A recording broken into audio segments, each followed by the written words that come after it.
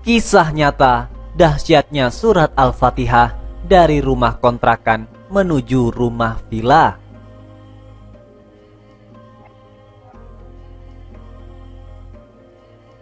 Kisah nyata ini dialami oleh Pak Gonim yang di PHK dari pekerjaannya. Pak Gonim bersama keluarganya disuruh segera angkat kaki dari rumah kontrakan. Tentu saja ini merupakan kenyataan yang sangat pahit yang pernah ia alami. Tidak ada lagi proses diplomasi, negosiasi, atau musyawarah. Semua buntu. Dan jalan satu-satunya adalah segera angkat koper dari kontrakan.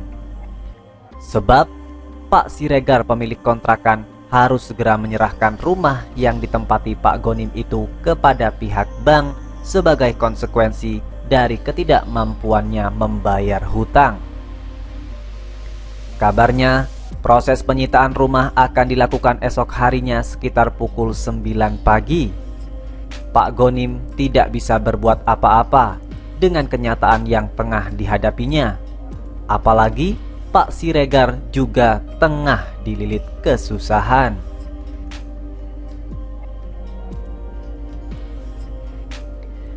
Dengan penuh kesedihan, Pak Gonim dan istrinya, juga 3 buah hatinya yang masih kecil.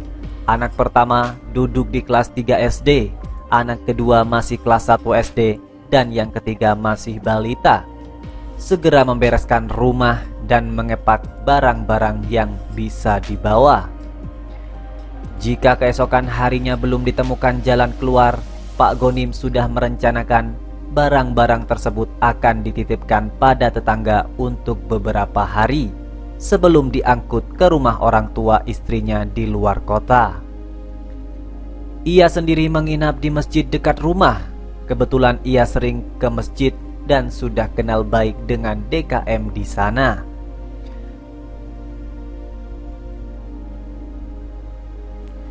Malam harinya, Pak Gonim tidak jadi berangkat ke masjid karena melihat sang istri tidak henti-hentinya menangis. Sangat wajar karena kejadian itu di luar dugaan. Melihat istrinya yang sangat sedih, Pak Gonim mengajaknya sholat berjamaah Isya di tengah rumah kontrakan. Bagi Pak Gonim dan istrinya, salat kali ini terasa begitu khusyuk.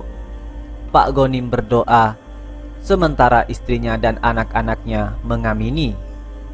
Singkat cerita, akhirnya mereka tertidur saat malam telah berlalu.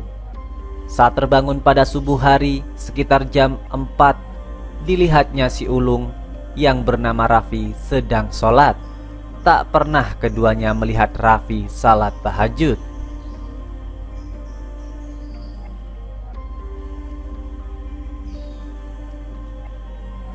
Mereka kaget sekaligus kagum saat Raffi berdoa.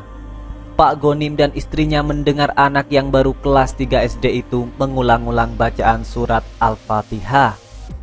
Mungkin ratusan kali atau bahkan lebih. Sambil mengadahkan tangan ke atas, Raffi tidak membaca doa apapun selain Al-Fatihah. Selesai salat, Raffi berkata pada ibunya, "Bu, Raffi pernah dengar dari Pak Ustadz kalau Allah senang mendengar surat Al-Fatihah. Raffi baru ingat tadi malam." Ya udah, Raffi minta sama Allah dengan Al-Fatihah itu supaya tidak jadi pergi dari sini. Mendengarkan penuturan Raffi yang masih kecil itu, ibunya hanya mengiyakan dengan mata berkaca-kaca. "Iya, semoga saja nak," jawab sang ibu. Tak disangka, selepas sholat subuh, ponsel jadul milik Pak Gonim berdering.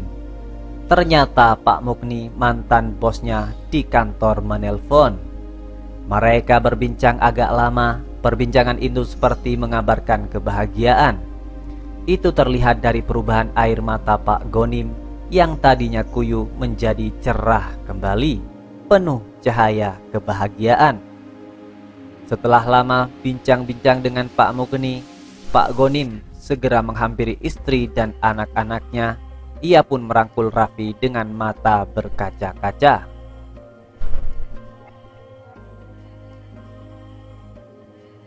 Doamu dikabulkan, Nak. Alhamdulillah.